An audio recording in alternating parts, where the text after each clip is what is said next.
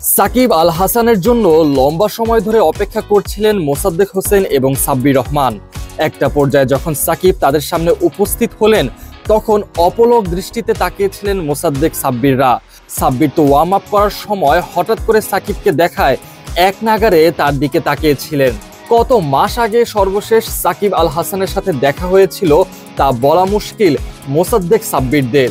দীর্ঘ সময় পর অবশেষে শ্রীলঙ্কার মাটিতে এক প্রকার মিট আপ হয়ে গেল সাকিবের সাথে। দীর্ঘ সময় পর বড় ভাই সাকিব আল হাসানকে চোখের সামনে দেখতে পেয়ে বেশ খুশি তারা। সাকিব আল হাসান এক ইন্টারভিউতে দাবি করেছিলেন জুনিয়রদের সাথে তার কতটা ভালো সম্পর্ক সেটা জুনিয়র ক্রিকেটারদের কাছ থেকে জিজ্ঞাসা করলে আরো ভালো হয়। সত্যি যেন কথাটার প্রতিফলন দেখা গেল মাঠের মাঝে। সাকিবের সাথে মোসাদ্দেক সাব্বিররা যেন প্রাণ খুলে গল্প করছিলেন।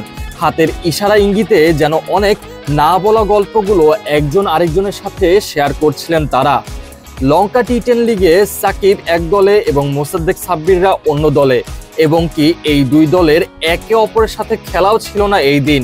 তবে দেশ থেকে নির্বাসিত সাকিবকে বহু মাস পর সরাসরি দেখার এক তীব্র আকাঙ্ক্ষা থেকেই সাব্বির মোসাদ্দেকরা অপেক্ষায় ছিলেন সাকিবের। এরপর সাকিবের আগমন হলে লম্বা সময় ধরে জমিয়ে রাখা গল্পগুলো একে অপরের সাথে বিনিময় করতে থাকেন এই তিনজন। একটা পর্যায়ে সাব্বির চলে গেলেও থেকে যান মোসাদ্দেক। বড় ভাইয়ের কাছ থেকে পরামর্শ নিচ্ছিলেন কিভাবে নিজের খেলার আরো উন্নতি হয়, সাথে সাকিবও খবর নিচ্ছিলেন দেশের কি হালচাল। এমনিতেই সাকিব এখন দেশের কারোর সাথে দেখা হলে বেশ হাসি খুশি ভাবেই তাদের সাথে মিশে যান।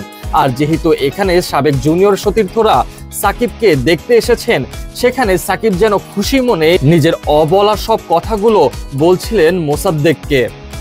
সাকিব আবার কবে দেশের হয়ে খেলবেন তা বলা মুশকিল, এবং কি আসন্ন বিপিএলে চিটাগাং কিংসের হয়েও খেলবেন কিনা তা নিয়ে আছে সংশয়, যার ফলে বাংলাদেশ দলে জুনিয়র খেলোয়াড়রা সাকিবকে খুব বেশি মিস করেন। দীর্ঘ সময় পর সাকিবকে এত কাছে পেয়ে মোসাদ্দেক যেন কোনো মতে ছাড়ছিলেন না এই অলরাউন্ডারকে। সাকিবও অবশ্য খুশি মনে গল্প চালিয়ে যাচ্ছিলেন তার সাথে, সাথে পরামর্শ দিচ্ছিলেন মোসাদ্দেককেও। তবে এমন দৃশ্যের মাঝে একটা কথা বারবার মাথায় ঘোরে, সাকিব যেভাবে মোসাদ্দেক ও সাব্বিরদের সাথে মন খুলে গল্প করছিলেন, সেভাবে কি তিনি আবারও বাংলাদেশের সব ক্রিকেটারদেরকে একসঙ্গে নিয়ে গল্প করতে পারবেন তো? Mujahidul Islam বিনশাদ, BD sports time.